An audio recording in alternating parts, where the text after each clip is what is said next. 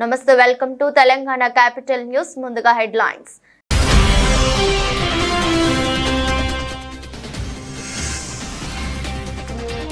సచివాలయ ప్రాంగణంలో తెలంగాణ తల్లి విగ్రహ ఏర్పాటు పనులను పరిశీలించిన ముఖ్యమంత్రి రేవంత్ రెడ్డి.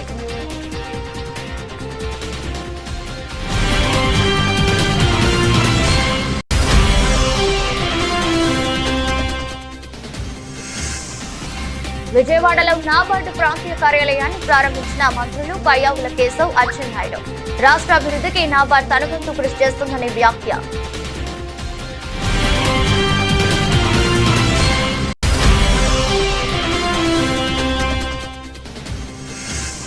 బంజారాహిల్స్ సిఐ ఫిర్యాదు మేరకు బీఆర్ఎస్ ఎమ్మెల్యే కౌశిక్ రెడ్డి అరెస్ట్. కొండాపూర్లోని ఆయన నివాసంలో కౌశిక్ ని అదుపులోకి తీసుకున్న పోలీసులు.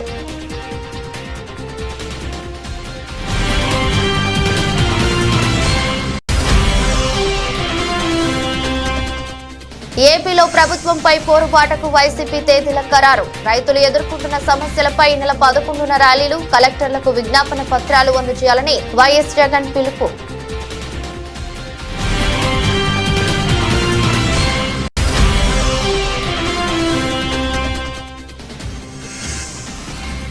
ఇందిరమ్మ ఇళ్ల మొబైల్ యాప్ ను ప్రారంభించిన సీఎం. ఇంటి నిర్మాణానికి ప్రతి పేదవాడికి 5 లక్షల చొప్పున ఆర్థిక సాయం చేస్తున్నామన్న రేవంత్ రెడ్డి.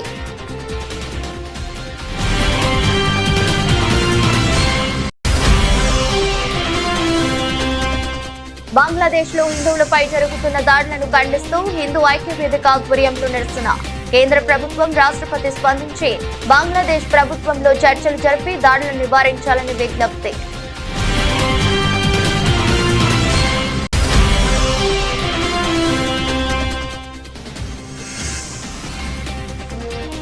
రేవంత్ రెడ్డిపై నిప్పులు చెరిగిన హరీష్ రావు. ఇది ప్రజాస్వామ్య పాలన కాదు, రాక్షస పాలన అంటూ మండిపాటు.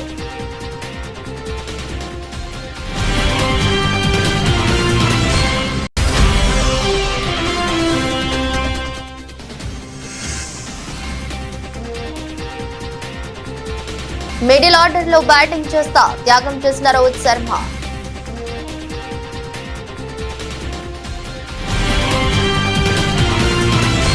ఇందిరమ్మ ఇళ్ల మొబైల్ యాప్ ప్రారంభమైంది. గురువారం ఉదయం ఇందిరమ్మ ఇళ్ల సర్వే మొబైల్ అప్లికేషన్ ను ముఖ్యమంత్రి రేవంత్ రెడ్డి ఆవిష్కరించారు. ఈ యాప్ ద్వారా రేపటి నుంచి ఇళ్ల పథకం లబ్ధిదారుల ఎంపిక జరగనుంది. ఈ సందర్భంగా ముఖ్యమంత్రి రేవంత్ రెడ్డి మాట్లాడుతూ 10,000తో ఇందిరమ్మ ఇళ్ల పథకం ప్రారంభమైందని, ఇవాళ 5 లక్షలకు చేరుకుందన్నారు. ఇంటి నిర్మాణానికి ప్రతి పేదవాడికి 5 లక్షల చొప్పున ఆర్థిక సాయం చేస్తున్నామన్నారు. ఆత్మ గౌరవంతో బతకాలనేది ప్రతి ఒక్కరి కల అని అన్నారు. ఆత్మ గౌరవంతో బతకాలనే కల నెరవేరాలంటే సొంత ఇల్లు ఉండాలన్నారు. గుడి లేని ఊరు ఉండేచ్చేమో గానీ ఇందిరమ్మ ఇల్లు లేని ఊరు లేదన్నారు. కూడు గూడు గుడ్డ అందరికీ అందాలనేదే కాంగ్రెస్ సర్కార్ ఆలోచనని చెప్పుకొచ్చారు. నిన్నగాక మొన్ననే వాటిని పూర్తి చేయడానికి దాదాపుగా 195 కోట్ల నిధులను వారు అసంపూర్తిగా వదిలేసిపోయిన డబుల్ బెడ్రూమ్ ఇళ్లను పూర్తి చేయడానికి కూడా 195 కోట్ల రూపాయలను మా ప్రభుత్వం విడుదల చేసింది. వారు మేమే కట్టినాం, మీరు మూసీ నదిలో పేదలకు ఇస్తూనే మేమే, మీరు అర్ధాంతరంగా ఎక్కడక్కడ వదిలేసి పోయినరు. 10 సంవత్సరాలు ఏ రోజు కూడా మీరు వాటి మీద దృష్టి పెట్టలాగానే మీరు చూడడానికి ఇష్టపడలేదు. కానీ మీకు కావలసిన ప్రగతి భవన్ ను 9 నెలల్లో పూర్తి చేసుకున్నారు. మీకు కావలసిన వాస్తు కోసం నిర్మించుకున్న సచివాలయం 9 సంవత్సరాలలో పూర్తి చేసుకున్నారు. మీకు కావలసిన ఫామ్ హౌస్లు, అది గజ్వేల్లో కావచ్చు, జన్వాడలో కావచ్చు, లేకపోతే మొయినాబాద్ లో కావచ్చు, వివిధ ప్రాంతాలలో 100 ఎకరాలలో ఫామ్ హౌస్లు పూర్తి అయిపోయినాయి. మీ రాజకీయ పార్టీలకు 33 జిల్లాలలో ఎకరాల కొద్ది నిన్నగాక మొన్ననే హైకోర్టులో చర్చకు వచ్చినప్పుడు ఎకరాలలో బీఆర్ఎస్ భవనాలను నిర్మించుకున్నారు, భూములను కేటాయించుకున్నారని కోకాపేటలో 11 ఎకరాల భూ కేటాయింపుతో పాటు 33 జిల్లాలలో మీ పార్టీ కార్యాలయాలను కోట్ల రూపాయలు పెట్టి మీరు నిర్మించుకోవడానికి, మీ ఫామ్ హౌస్లను నిర్మించుకోవడానికి, మీ పార్టీ కార్యాలయాలను నిర్మించుకోవడానికి చూపించిన శ్రద్ధ, కేటాయించిన నిధులు, తీసుకున్న భూములు, పేదవాళ్ల పట్ల మీరు చిత్తశుద్ధి చూపించలేదు. స్పష్టంగా మీ ప్రాధాన్యత మీరే. మీ ప్రాధాన్యత మీ భవనాలు, మీ ఫామ్ హౌస్లు, మీ పార్టీ కార్యాలయాలే. మీరు పేదల కోసం ఇస్తా అని హామీ ఇచ్చిన డబుల్ బెడ్రూమ్ ఇండ్లు కాదు. ఎవరి మీదనో ఆరోపణలు చేసుకుంటూ, ఎవరినో నిందించుకుంటూ కాలం గడపకుండా ఒక మంచి పరిపాలన విధానంతో ఒకటొకటిగా పరిష్కరించుకుంటూ మేము ముందుకు వస్తున్నాము. ఈ కార్యక్రమాలు చేపట్టినప్పుడు ప్రతిపక్షంగా మాకు సహకరించాలి. కొంత సమయం ఇవ్వాలి. ఎక్కడైనా ఏదైనా వాళ్ళకి ఇంతకంటే బాగా పనిచేయడానికి అవకాశం ఉందన్నప్పుడు సూచన చేయాలి. ప్రభుత్వానికి వచ్చి రిప్రజెంటేషన్స్ ఇవ్వాలి. మీ అనుభవాన్ని, మీ చతురతను ఉపయోగించి పాలకపక్షాన్ని ఇరుకున పెట్టండి. చంద్రశేఖరరావు గారు, మీరు వచ్చి ఇరుకున పెట్టడమే కాదు, సూచన చేయండి. మేమంతా యంగ్స్టర్స్. మీ రోజున్న మంత్రివర్గంలో తుమ్మల గారు, రూపాలి గారు సీనియర్స్ ఉండొచ్చు, కానీ బట్టి గారైనా, నేనైనా, శ్రీనివాస్ రెడ్డి అయినా, పొన్నం గారైనా మిత్రుడు, మేము అప్కమింగ్ ప్రజాప్రతినిధులము. మాకు ఈరోజు ఒక గొప్ప అవకాశం వచ్చింది. మీకంటే సీనియర్లు ఒకరిద్దరే మంత్రివర్గంలో ఉన్నారు, తుమ్మల నాగేశ్వరరావు గారు లాంటి వాళ్ళు. మీరు నిజంగానే మీ కేంద్ర మంత్రిగా, రాష్ట్ర మంత్రిగా, కేంద్ర మంత్రిగా, ముఖ్యమంత్రిగా, ఉద్యమకారుడుగా మీకు ఎంతో అనుభవం ఉందని మీరు చెప్తున్నారు కదా, అనుభవాన్ని ప్రజల కోసం ఉపయోగించండి. గ్రామీణాభివృద్ధి లక్ష్యంగా రుణ ప్రణాళిక, పర్యవేక్షణ, అభివృద్ధి మరియు వ్యవసాయ ప్రోత్సాహక కార్యక్రమాలపై ప్రత్యేక శ్రద్ధ వహించి రాష్ట్రాభివృద్ధికి నాబార్డ్ తన వంతు కృషి చేస్తుందని మంత్రి కింజరాపు అచ్చెన్నాయుడు తెలిపారు. రాష్ట్ర విభజన సమయంలోనే కేంద్ర ప్రభుత్వ సంస్థలను అమరావతికి తీసుకువచ్చేందుకు అన్ని చర్యలు తీసుకోవడం జరిగిందన్నారు. ఇప్పటి వరకు హైదరాబాద్ లో ఉన్న నాబార్డ్ ప్రాంతీయ కార్యాలయం రాష్ట్రానికి రావడం చాలా సంతోషంగా ఉందన్నారు. అమరావతిలో నిర్మించే నాబార్డ్ శాశ్వత ప్రాంతీయ కార్యాలయానికి ఇప్పటికే భూమిని కేటాయించడం జరిగిందని, దేశంలోనే ఎక్కడా లేని విధంగా అన్ని రకాల సదుపాయాలతో ఒక ఐకానిక్ లా నిర్మాణం పూర్తి చేస్తామని స్పష్టం చేశారు. ఈ మేరకు విజయవాడలోని స్టాలిన్ సెంట్రల్ కాంప్లెక్స్ లో national bank for agriculture and rural development Andhra Pradesh ప్రాంతీయ కార్యాలయాన్ని రాష్ట్ర ఆర్థిక, ప్రణాళిక, వాణిజ్య పన్నులు మరియు శాసనసభ వ్యవహారాల శాఖ మంత్రి పయ్యావుల కేశవ్, నాబార్డ్ చైర్మన్ షాజీ కేవిలతో కలిసి మంత్రి అచ్చెన్నాయుడు ప్రారంభించారు. ఈ సందర్భంగా మాట్లాడుతూ నాబార్డ్ ఆంధ్రప్రదేశ్ ప్రాంతీయ కార్యాలయాన్ని విజయవాడ నడిబొడ్డున ఏర్పాటు చేయడం శుభపరిణామమన్నారు. రాష్ట్రంలో గ్రామీణ ప్రాంతాలను అభివృద్ధి చేయడంతో పాటు అక్కడ మౌలిక సదుపాయాలు కల్పించడంలో నాబార్డు విశేష కృషి చేస్తుందన్నారు. It's a wonderful opportunity for you also to be working in Andhra Pradesh, basically, because for ages I have been seeing your NABARD building in the Mushirabad road, and I was always thinking whether they do ever move to Andhra Pradesh. Now I have seen you coming in a big way. I am very happy to have you all here, and all the bankers here and the NABARD. As a finance minister, I will have only one request: lend, lend, lend, lend. The more you lend, I am the more happiest person. So either you lend me to the limits or beyond the limits, I am happy also. If you can't lend me, lend the people of Andhra Pradesh. Because that way, as commercial tax minister, I get the money back as taxes. The more they spend, the more comes back to me. So either you lend me or you lend to the people of Andhra Pradesh in any way you want. So I'm very happy the role. I mean, I remember seeing from the college days how the NABARD has initiated in a very humble beginning, thinking it's a glorified form of a rural bank when it was started. But the kind of growth it has shown in the country, it's unparalleled, probably anywhere in the world. There's no other bank which is committed to the rural segment to this extent. I don't know if correct me if I'm wrong, I don't see any parallel of which is committed to a particular segment of the society growing so big. So now it has become a banker's bank. It has RBI has become a banker's bank. It has become a government bank. It's no more a farmer's bank. It has really spread its wings in every sector, everywhere. It has come into the infrastructure. It has come into the lives of the woman. It has come into the lives of the farmer. So it has spread its wings. I'm really happy the way it has grown in the past, and I wish that it continues to grow in the same way. In the process, like he said, India is poised to grow. Take the market. ఎందుకంటే ఆంధ్రప్రదేశ్ రాష్ట్రంలో అత్యధికంగా ఉన్నటువంటిది వ్యవసాయ అనుబంధ రంగాలు, అదేవిధంగా గ్రామీణ ప్రాంతాలు. ఈ రెండింటిని అభివృద్ధి చేయాలంటే దానిలో నాబార్డ్ అనేది ప్రధాన భూమిక పోషించవలసినటువంటి అవసరం ఉంది. పోషిస్తేనే మనం అచీవ్మెంట్ జరగడానికి, ముందుకెళ్ళడానికి ఉపయోగపడుతుంది.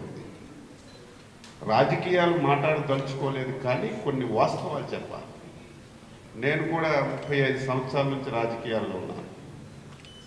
నాబార్డు సేవలు చాలా వరకు ఉపయోగించుకొని సమాజానికి మేలు చేసే విధంగా ఎన్నో కార్యక్రమాలు మనం చేశాం. అయితే ఈరోజు ఆంధ్రప్రదేశ్ రాష్ట్రం 64% వ్యవసాయ అనుబంధ రంగాలపైన ఆధారపడింది. దీంతో పాటుగా రాష్ట్ర జీడిపిలో కూడా 34%తో ఈ శాఖ కూడా ప్రధాన భూమిక పోషిస్తుంది. దీనన్నింటికీ మించి ఏదైతే ప్రధానమంత్రి గారు మా ముఖ్యమంత్రి గారు 2047 అని చెప్పి ఒక విజన్ డాక్యుమెంట్ రిలీజ్ చేశారు. అందులో ప్రధానమైనటువంటి గ్రోత్ ఇంజిన్ వ్యవసాయం, ఫిషరీస్ అనేది మనందరం కూడా గుర్తుపెట్టుకోవాలి. దీన్ని మనం ఎంత ఎక్కువ సహకరించగలిగితే అంత ఎక్కువ మనం అభివృద్ధి చెందడానికి అవకాశం ఉంటుందని ఈ సందర్భంగా తెలియజేస్తున్నాను. ఆంధ్రప్రదేశ్ రాష్ట్రం కొత్తగా ఏర్పడే నాటికి రాజధాని లేదు. అందరి సహకారంతో బ్రహ్మాండమైనటువంటి రాజధాని ఏర్పాటు చేయాలని ప్రయత్నం చేశాం. చాలా బీఆర్ఎస్ ఎమ్మెల్యే పాడి కౌశిక్ రెడ్డిని పోలీసులు అరెస్ట్ చేశారు. తన విధులకు భంగం కలిగించారని బంజారాహిల్స్ సిఐ ఫిర్యాదు మేరకు గచ్చిబౌలి పోలీసులు కౌశిక్ రెడ్డిని కొండాపూర్లోని ఆయన నివాసంలో అదుపులోకి తీసుకున్నారు. కౌశిక్ రెడ్డి అరెస్టుతో ఆయన నివాసం వద్ద తీవ్ర ఉద్రిక్తత ఏర్పడింది. ఆయనను పరామర్శించడానికి వెళ్లిన బీఆర్ఎస్ ఎమ్మెల్యేలు హరీష్ రావు, పల్లా రాజేశ్వర్ రెడ్డి, కొత్త ప్రభాకర్ రెడ్డి, మాజీ మంత్రి జగదీష్ రెడ్డి, ఎమ్మెల్సీ సెంబిపూర్ రాజు, రాకేష్ రెడ్డి సహా పలువురు బీఆర్ఎస్ నేతలను పోలీసులు అడ్డుకున్నారు. దీంతో పోలీసులు బీఆర్ఎస్ నాయకులకు మధ్య వాగ్వాదం చోటు చేసుకుంది. దీంతో వారిని అదుపులోకి తీసుకుని గచ్చిబౌలి పోలీస్ స్టేషన్ కు తరలించారు. అనంతరం కౌశిక్ రెడ్డిని అరెస్ట్ చేశారు.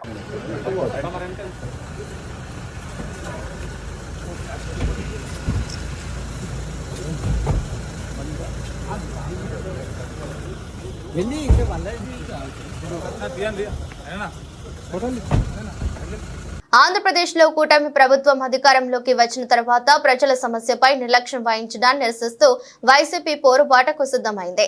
ఇందులో భాగంగా ఆ పార్టీ అధ్యక్షుడు మాజీ సీఎం వైఎస్ జగన్మోహన్ రెడ్డి బుధవారం అన్ని జిల్లాల అధ్యక్ష కార్యదర్శులతో పాటు ముఖ్య నాయకులతో ప్రత్యేక సమావేశాన్ని నిర్వహించారు. చంద్రబాబు ప్రభుత్వంపై నిరసన తేదీలను ఖరారు చేశారు. రైతులు ఎదుర్కొంటున్న సమస్యలపై నెల 11న ర్యాలీలు, కలెక్టర్లకు విజ్ఞాపన పత్రాలు అందజేయాలని నాయకులకు వైఎస్ జగన్ పిలుపునిచ్చారు. ధాన్యానికి మద్దతు, ఉచిత పంటల బీమా పునరుద్ధరణ, 20,000 పెట్టుబడి సాయం, డిసెంబర్ 27న పెంచిన కరెంటు ఛార్జీలపై జనవరి 3న ఫీజు రియంబర్స్మెంట్ అంశంపై ఆందోళనలు చేపట్టాలని సూచించారు. ప్రజలు ఎదుర్కొంటా ఉన్న సమస్యల మీద, మరీ ముఖ్యంగా 3 ప్రధానమైన అంశాల మీద, రైతుల సమస్యల మీద, కరెంటు ఛార్జీల బాదుడు మీద, పిల్లలకు చదువు సంబంధించి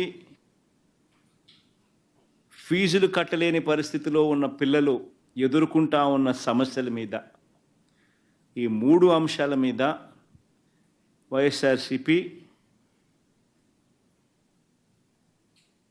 డిసెంబర్ మాసంలో ఈ 3 అంశాల మీద గట్టిగా ఉద్యమ బాట పట్టే కార్యక్రమానికి శ్రీకారం చుడతా ఉన్నాం. ఇందులో భాగంగా డిసెంబర్ 11వ తారీఖున రాష్ట్ర వ్యాప్తంగా ఉన్న అన్ని కలెక్టర్ల అన్ని జిల్లాల్లోనూ రైతుల తరపున వైఎస్ఆర్సీపీ రైతులకు సంబంధించిన ప్రధానమైన అంశాలు, ధాన్యం సేకరణలో రైతన్నలకు జరుగుతూ ఉన్న అన్యాయాన్ని ప్రశ్నిస్తూ, ధాన్యం సేకరణలో కనీస పెట్టుబడి ధర ఖచ్చితంగా ప్రభుత్వం వైపు నుంచి వచ్చేట్టుగా ఒత్తిడి తీసుకొచ్చే దాంట్లో భాగంగా కనీస మద్దతు ధర రైతులకు ఖచ్చితంగా వచ్చేట్టుగా చేస్తూ, రైతులకు సంబంధించిన ఆ ప్రస్తావనతో పాటు పెట్టుబడి సహాయం కింద 20,000 రూపాయలు ఏదైతే రైతులకు ఇస్తామని చెప్పారో ఆ 20,000 రూపాయలకు సంబంధించి పెట్టుబడి సహాయం రాష్ట్ర ప్రభుత్వం, చంద్రబాబు నాయుడు గారి ప్రభుత్వం ఇవ్వని పరిస్థితుల నేపథ్యంలో దానిని కూడా గట్టిగా డిమాండ్ చేస్తూ, ఈ రెండే కాకుండా ఉచిత పంటల బీమా ఏదైతే రైతులకు ఇంతవరకు అందుతా ఉన్న పరిస్థితి ఏదైతే ఉందో రద్దు చేసిన నేపథ్యంలో ఉచిత పంటల బీమా మళ్ళీ ఖచ్చితంగా రైతులకు మళ్ళీ వర్తింప చేయాలి అనే డిమాండ్తో, ప్రధానంగా ఈ 3 డిమాండ్లతో డిసెంబర్ 11వ తారీఖున ప్రతి జిల్లాలోనూ వైఎస్ఆర్సిపి అక్కడి జిల్లా కలెక్టర్లను కార్యాలయాలకు సంబంధించి కలెక్టర్లకు రిప్రజెంటేషన్ ఇచ్చే కార్యక్రమానికి రైతులందరితో కలిసి ర్యాలీగా వెళ్ళి కలెక్టర్లకు రిప్రజెంటేషన్ ఇచ్చే కార్యక్రమం డిసెంబర్ 11వ తారీఖున వైఎస్ఆర్ కాంగ్రెస్ పార్టీ చేస్తుంది. అదేవిధంగా డిసెంబర్ 27వ తారీఖున రాష్ట్ర ప్రభుత్వం, చంద్రబాబు నాయుడు గారి ప్రభుత్వం ఏదైతే కరెంటు ఛార్జీల బాదుడు కార్యక్రమం ఏదైతే చేసిందో, ఎన్నికలప్పుడు తాను కరెంటు ఛార్జీలు తగ్గిస్తాను అని చెప్పి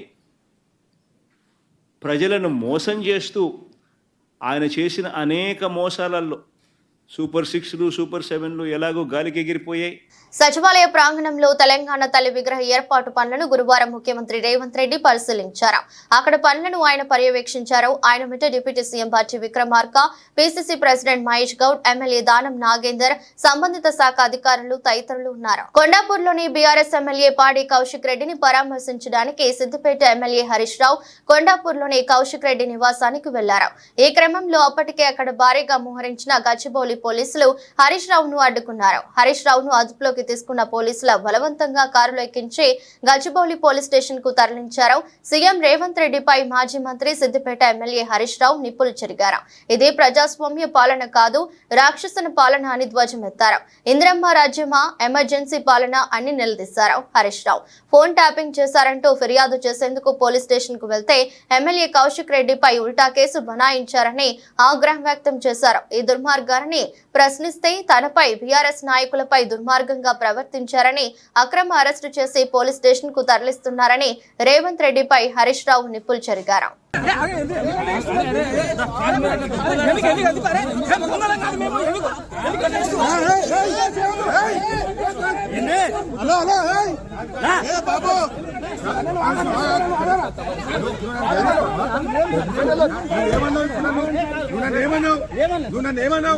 ఇంతకంటే ఎక్కువ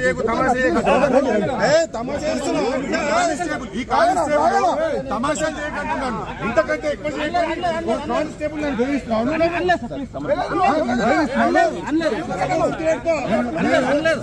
కోఆపరేట్ చేస్తుంది. ఇంతకంటే ఎక్కువ చేయకు, తమాషాలు చేయకంటే అవైనా కానిస్టేబుల్. అవనిగడ్డలో రెవెన్యూ సమావేశ మందిరంలో నియోజకవర్గ స్థాయి ధాన్యం కొనుగోలు సమీక్ష సమావేశం మంత్రి నాదెండ్ల మనోహర్ అధ్యక్షత నిర్వహించారు. మంత్రి నాదెండ్ల మనోహర్ మాట్లాడుతూ, రాష్ట్రంలో ఇప్పటికే 9,91,000 మెట్రిక్ టన్నుల ధాన్యం కొనుగోలు చేసి రైతులకు 2,283 కోట్లు నగదు చెల్లించామన్నారు. ఇందులో 2,067 కోట్ల సొమ్మును ధాన్యం విక్రయించిన రైతులకు 24 గంటల్లోనే చెల్లించినట్లు తెలిపారు. తుఫాను నేపథ్యంలో 40 రోజుల పాటు జరగాల్సిన ధాన్యం కొనుగోలు ప్రక్రియ కేవలం 3 రోజుల్లో హడావిడిగా జరుగుతున్న నేపథ్యంలో ఎదురైన సమస్యలను సమర్థవంతంగా పరిష్కరిస్తున్నామన్నారు. కౌలు రైతులకు కూడా ఈ క్రాప్ నమోదు చేసి ధాన్యం సొమ్ము నేరుగా వారి ఖాతాలకే తెలుస్తున్న ఘనత తమ కూటమి ప్రభుత్వానికి దక్కిందన్నారు. రైతులు తమకు నచ్చిన మిల్లుకే ధాన్యం అమ్ముకునే అవకాశం కల్పించడంతో పాటు జీపీఎస్ నిబంధన కూడా తొలగించామన్నారు. అన్ని రకాల భూ వివాదాలకు పరిష్కారం చూపేందుకే ఈ నెల 6వ తేదీ నుండి రాష్ట్ర వ్యాప్తంగా 17,564 గ్రామాల్లో రెవెన్యూ సదస్సులు నిర్వహిస్తున్నట్లు రాష్ట్ర రెవెన్యూ రిజిస్ట్రేషన్ అండ్ స్టాంప్స్ శాఖ మంత్రి అనగాని సత్యప్రసాద్ తెలిపారు. రెవెన్యూ సదస్సుల నిర్వహణ నేపథ్యంలో మంగళగిరిలోని CCLA కార్యాలయంలో జిల్లా కలెక్టర్లు, జాయింట్ కలెక్టర్లతో మంత్రి అనగాని సత్యప్రసాద్ వీడియో కాన్ఫరెన్స్ నిర్వహించారు.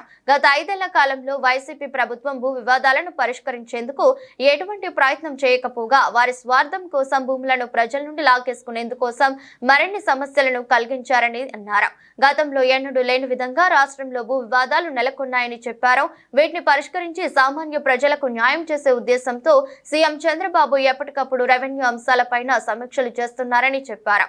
అందులో భాగంగా ప్రజల సమస్యలను తీర్చేందుకు రెవెన్యూ సదస్సులు కూడా నిర్వహించాలని నిర్ణయించామని ఈ నెల 6వ తేదీన ఈ సదస్సులు ప్రారంభమై 33 రోజుల రాష్ట్రంలోని అన్ని గ్రామాల్లో జరుగుతాయని చెప్పారు. ములుగు జిల్లా తాడ్వాయి మండలం మేడారం సమ్మక్క సారలమ్మలను ములుగు కలెక్టర్ దివాకర్ బుధవారం సాయంత్రం దర్శించుకున్నారు. ముందుగా ఆలయ సంప్రదాయ ప్రకారం అర్చకులు, ఎండోన్మెంట్ అధికారులు కలెక్టర్ కు డోలు వాయిద్యాలతో ఘనంగా స్వాగతం పలికారు. అనంతరం అమ్మవార్లను దర్శించుకుని కొబ్బరికాయలు కొట్టి మొక్కుకున్నారు.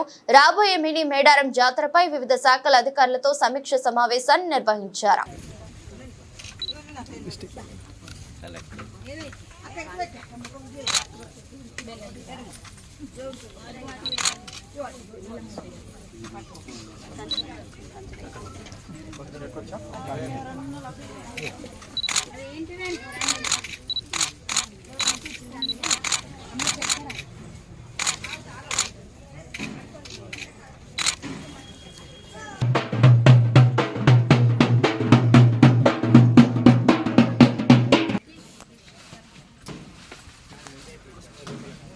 కేంద్ర పర్యాటక సాంస్కృతిక శాఖ ఆధ్వర్యంలో తుమ్మలపల్లి క్షేత్రంలో కృష్ణవేణి సంగీత నీరాజనం కార్యక్రమం ఈ నెల 6 నుంచి 3 రోజుల పాటు నిర్వహించనున్నట్లు రాష్ట్ర పర్యాటక శాఖ మంత్రి కందుల దుర్గేష్ తెలిపారు. రాష్ట్రంలో ఇప్పటికే వివిధ ప్రాంతాల్లో దీనికి సంబంధించి ప్రారంభ కార్యక్రమాలు నిర్వహించడం జరిగిందని చెప్పారు. ఈ కార్యక్రమానికి కేంద్ర మంత్రులు షేకావత్, నిర్మలా సీతారామన్, ముఖ్యమంత్రి చంద్రబాబు, ఉప ముఖ్యమంత్రి పవన్ కళ్యాణ్ పాల్గొంటారన్నారు. ఇండియాలో ఉన్నటువంటి కల్చర్ హెరిటేజ్ ను ప్రపంచానికి తెలియజేసేందుకు ఈ కార్యక్రమం ముఖ్య ఉద్దేశమన్నారు. ఈ కార్యక్రమానికి రాష్ట్ర వ్యాప్తంగా వివిధ కళాకారులు పాల్గొంటారని తెలిపారు. అందరూ కలిసి కార్యక్రమానికి విజయవంతం చేయాలని కోరారు. ముఖ్యమంత్రి, ఉప ముఖ్యమంత్రి చొరవతో పర్యాటక రంగానికి 135 కోట్లు నిధులు మంజూరయ్యాయని చెప్పారు. రాబోయే రోజుల్లో రాష్ట్రాన్ని పర్యాటక కేంద్రంగా అభివృద్ధి చేస్తామని వివరించారు. ప్రారంభ కార్యక్రమంగా నిర్వహించుకోవడం జరిగింది. వాటన్నిటిని కలుపుకొని రేపు 6, 7, 8 తారీఖుల్లో ఇక్కడ ఈ కార్యక్రమాన్ని నిర్వహిస్తున్నాం. ఇందులో పర్యాటక కేంద్ర ప్రభుత్వ శాఖ మంత్రి షెకావత్ గారు, అదేవిధంగా ఆర్థిక శాఖ మంత్రి శ్రీమతి నిర్మలా సీతారామన్ గారు, ముఖ్యమంత్రి శ్రీ చంద్రబాబు నాయుడు గారు, ఉప ముఖ్యమంత్రి శ్రీ పవన్ కళ్యాణ్ గారు పాల్గొంటున్నారు. ఈ కార్యక్రమం యొక్క ప్రధానమైన ఉద్దేశం ఏంటంటే ఇండియాకు ఉన్నటువంటి కల్చరల్ హెరిటేజ్ని ప్రపంచానికి తెలియజేయటం. ముఖ్యంగా ఏవైతే కళలు మనకి భారతదేశంలో ఇంతకాలంగా ఫరిడి వెలుగుతున్నాయో ఆ కళల్ని ఒకసారి ప్రజలందరికీ తెలియజేయడం ద్వారా మనందరం కూడా ఇంకోసారి పునరుత్తేజం పొందాలి అనేటువంటి ఆలోచనతో ఈ కార్యక్రమాన్ని నిర్వహిస్తుంది కేంద్ర ప్రభుత్వం మన సహకారంతో. దీంతోపాటు ఏదైతే మనం ఇప్పటివరకు ట్యాప్ చేయనటువంటి టూరిజం ప్రోగ్రామ్స్ ఉన్నాయో, ఏరియాస్ ఉన్నాయో వాటిని కూడా తెలియజెప్పడం, అదేవిధంగా సంగీతం, నృత్యానికి సంబంధించినటువంటి మన ప్రతిభని మరొక మారు అందరికీ తెలియజెప్పడం, ఈ అంశాలతోటి ఈ కార్యక్రమాన్ని చేపడతా ఉన్నాం. పెద్ద ఎత్తున జరిగేటువంటి ఈ కార్యక్రమం తుమ్మలపల్లి కళాక్షేత్రంలో ఈ కార్యక్రమం జరుగుతుంది. ఈ కార్యక్రమానికి మన ప్రాంతం నుంచి మాత్రమే కాకుండా రాష్ట్రంలో అన్ని ప్రాంతాల నుంచి కూడా కళాకారులు కూడా వస్తున్నారు. అదేవిధంగా పర్యాటక శాఖకు సంబంధించినటువంటి కీలకమైన వ్యక్తులు కూడా వస్తున్నారు. అందరం కలిసి బంగ్లాదేశ్ లో జరుగుతున్న ఆందోళనకర పరిణామాలపై కేంద్ర ప్రభుత్వంతో పాటు రాష్ట్రపతి స్పందించాలని హిందూ ఐక్యవేదిక నాయకులు డిమాండ్ చేశారు. పౌరుల ప్రాథమిక స్వేచ్ఛకు భంగం కలిగించొద్దని బంగ్లాదేశ్ ప్రభుత్వానికి సూచించారు. బంగ్లాదేశ్ లో మైనార్టీలుగా ఉన్న హిందువులపై దాడులు జరుగుతున్న నేపథ్యంలో దేశంలో మత, ప్రాథమిక మానవ హక్కులకు భంగం కలగకుండా చూడాలని విజ్ఞప్తి చేశారు. బంగ్లాదేశ్ లో హిందువులపై జరుగుతున్న దాడులను ఖండించాలని డిమాండ్ చేస్తూ పశ్చిమ నియోజకవర్గంలోని గాంధీజీ మున్సిపల్ హైస్కూల్ నుండి హిందూ ఐక్యవేదిక ఆధ్వర్యంలో చేపట్టిన నిరసన కార్యక్రమానికి పలు హిందూ సంఘాలు స్వచ్ఛందంగా తరలివచ్చాయి. బంగ్లాదేశ్ లో మైనార్టీలుగా ఉన్న హిందువులపై దాడులు చేసి చిత్రహింసలకు గురి చేయడం చాలా దారుణమని ఆగ్రహం వ్యక్తం చేశారు. బంగ్లాదేశ్ లో జరుగుతున్న దాడులకు కేంద్ర ప్రభుత్వం, రాష్ట్రపతి స్పందించి బంగ్లాదేశ్ ప్రభుత్వంతో చర్చలు జరిపి దాడులను నివారించాలని కోరారు. బంగ్లాదేశ్ లో హిందువులు బతికే విధంగా రక్షణ చర్యలు తీసుకోవాలన్నారు. హరే కృష్ణ, అందరికీ నమస్కారం. మనందరికీ తెలిసిందే, ఇప్పుడు బంగ్లాదేశ్లో ఉన్న హిందువుల యొక్క మీద జరుగుతున్న దాడులు ఎంత దారుణంగా జరుగుతున్నాయి అనేది రీసెంట్గా వీడియోస్లో చూస్తూనే ఉన్నాం. చాలామంది భక్తులని కాకుండా ఏ మతానికైనా చెందిన వాళ్ళని కూడా చాలా ఇబ్బందులు పెడుతున్నారు వాళ్ళు. పైపెచ్చు నిన్న రీసెంట్గా ఒక వీడియో చూసాం, గోమాతల్ని, మనం ఎంతో పూజించదగ్గ గోమాతల్ని ఎంతో రాక్షసంగా కొట్టి చంపేస్తున్నారు. ఆడవాళ్ళని ఇబ్బంది పెడుతున్నారు, భక్తుల్ని చాలా ఇబ్బందులు పెడుతున్నారు. ఇలాంటి పరిస్థితుల్లో హిందువులందరూ ఐక్యమత్యంగా పోరాడితే తప్ప మనం దీన్ని సాధించలేము, బంగ్లాదేశ్లో ఉన్న హిందువుల్ని కాపాడుకోలేము. మనకు తెలియని ఒక పెద్ద ప్రాబ్లం ఏంటంటే ప్రతి ఒక్క క్రిస్టియను వారి ఇంట్లో బైబిల్ నేర్పిస్తాడు పిల్లలకి, ప్రతి ఒక్క ముస్లిము తన ఇంట్లో పిల్లాడికి నమాజ్ నేర్పిస్తాడు. మనం మాత్రం మన బిడ్డలకి భగవద్గీతను నేర్పించాం, భగవంతుడి నామస్మరణ నేర్పించాం. అదే పెద్ద ప్రాబ్లం అయిపోతుంది ఇప్పుడున్న రోజుల్లో. ఎందుకంటే మనం మన పిల్లలకి నేర్పకపోతే మన పిల్లలు నెక్స్ట్ జనరేషన్కి ఎలా నేర్పుతారు? మనమే మన ధర్మాన్ని ప్రచారం చేయట్లేదు. ఎన్ని ఇబ్బందులు ఎన్ని కష్టాలు వస్తున్నా కూడా ఎవరు ముందుకొచ్చి భగవంతుని ధర్మాన్ని భగవంతుని నామాన్ని ప్రచారం చేయట్లేదు. మనం ఇప్పటికైనా మేలుకొని అందరం ఐకమత్యంగా ఆ కులం ఈ కులం ఆ మతం ఈ మతం అనుకోకుండా ఫస్ట్ భగవంతుని ధర్మాన్ని, హైందవ ధర్మాన్ని, సనాతన ధర్మాన్ని ప్రాపగేట్ చేస్తే తప్ప ఇటువంటి. జై శ్రీరామ్. బంగ్లాదేశ్లో హిందువుల మీద జరిగిన దాడికి నిరసనగా ఈరోజు హిందూ ఐక్య వేదిక ఆధారంగా ర్యాలీ మరియు నిరసన ప్రదర్శన ఈరోజు ఏర్పాటు చేశాము. ఈ నిరసన ప్రదర్శనలో హిందూ సమాజం అంతా ఐక్యంగా ఉండాలనే పిలుపు ఇస్తూ ఇక్కడ నుంచి గాంధీజీ మున్సిపల్ హై స్కూల్ దగ్గర నుంచి నెహ్రూ బొమ్మ సెంటర్ దాకా ర్యాలీగా వెళ్ళి అక్కడ పెద్దలు హిందూ సమాజానికి ఒక సందేశం ఇస్తారు. ఎందువలనంటే మనం చూస్తూ ఉన్నాం, మన రాష్ట్రంలో కాదు ఇతర రాష్ట్రాల్లో కూడా మన దేశంలో అనేక ప్రాంతాల్లో హిందూ అంటే దాడి చేస్తున్నారు. మీ కులం చూడరు, మీ ప్రాంతం చూడరు, హిందువా కాదా అని దాడి చేస్తున్నారు. అలాంటి దాడులే ఈ బంగ్లాదేశ్లో జరిగినాయి, ఇంకా జరుగుతూ ఉన్నాయి. ఎంత మనం చూస్తూ కూడా మన ఐకమత్యం లేకపోతే రాబోయే రోజుల్లో మన పరిస్థితి కూడా అలాగే ఉంటుంది. అందువలన హిందూ సమాజానికి ఏం చెప్తున్నామంటే మనం ఐక్యంగా ఉందాం. వారం రోజులకో 2 రోజులకో 3 రోజులకో ఒకసారి కలుద్దాం, ఒక చోట కలుద్దాం, ఐకమత్యం చూపిద్దాం. అప్పుడే మనమంటే ఇతర సమాజాలకి కాస్త గౌరవం ఉంటుంది, భయము భక్తి ఉంటుంది. అందువలన హిందూ సమాజము ఐక్యంగా ఉండాలని కోరుకుంటూ జై శ్రీరామ్, జై శ్రీరామ్.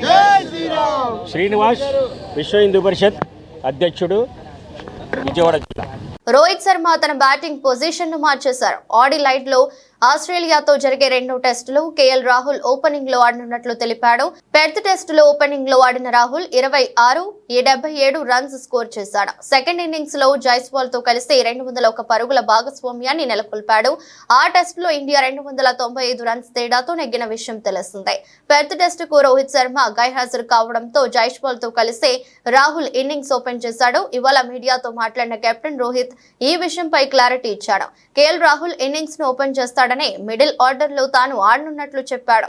ఆ పొజిషన్ లో ఆడడం తనకు ఈజీ కాదు అని, కానీ జట్టు మంచి కోసం తన పొజిషన్ ను త్యాగం చేయాల్సి వచ్చిందని రోహిత్ తెలిపాడు. కుమారుడు పుట్టడంతో రోహిత్ శర్మ తొలి టెస్టుకు దూరమయ్యాడు. ఆ బ్రేక్ నుంచి వచ్చిన అతను రేపటి నుంచి జరిగే టెస్టులు ఆడనున్నారు. వార్తలు ముగించే ముందు మరోసారి హెడ్లైన్స్.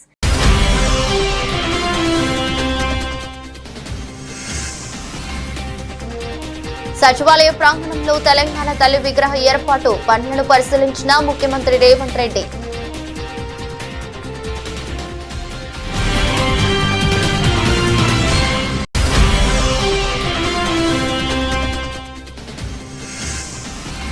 విజయవాడలో నాబార్డు ప్రాంతీయ కార్యాలయాన్ని ప్రారంభించిన మంత్రులు పయ్యావుల కేశవ్, అచ్చెన్నాయుడు. రాష్ట్ర అభివృద్ధికి నాబార్డు తనవంతు కృషి చేస్తుందని వ్యాఖ్య.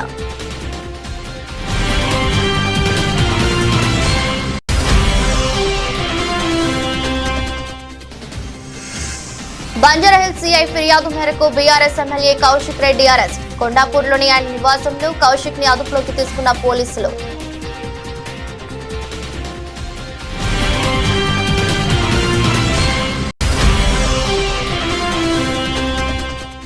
ఏపీలో ప్రభుత్వంపై పోరుబాటకు వైసీపీ తేదీల ఖరారు. రైతులు ఎదుర్కొంటున్న సమస్యలపై ఈ నెల 11న ర్యాలీలు, కలెక్టర్లకు విజ్ఞాపన పత్రాలు అందజేయాలని వైఎస్ జగన్ పిలుపు.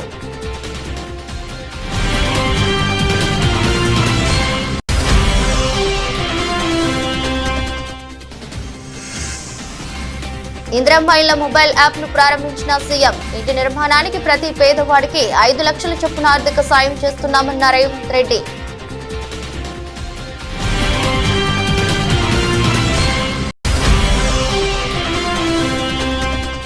బంగ్లాదేశ్ లో హిందువులపై జరుగుతున్న దాడులను ఖండిస్తూ హిందూ ఐక్య వేదిక ఆధ్వర్యంలో నిరసన. కేంద్ర ప్రభుత్వం రాష్ట్రపతి స్పందించి బంగ్లాదేశ్ ప్రభుత్వంలో చర్చలు జరిపి దాడులను నివారించాలని విజ్ఞప్తి.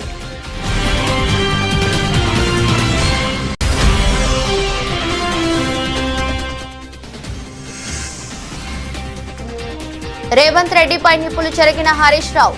ఇది ప్రజాస్వామ్య పాలన కాదు, రాక్షస పాలన అంటూ మండిపాటు.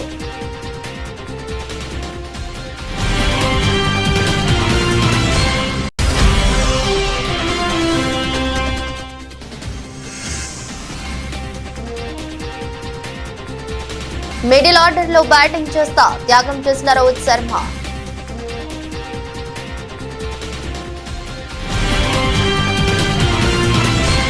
ఇది రెస్ట్ బులెటిన్. మరో బులెటిన్లో మళ్ళీ కలుద్దాం. అంతవరకు సెలవు. నమస్కారం.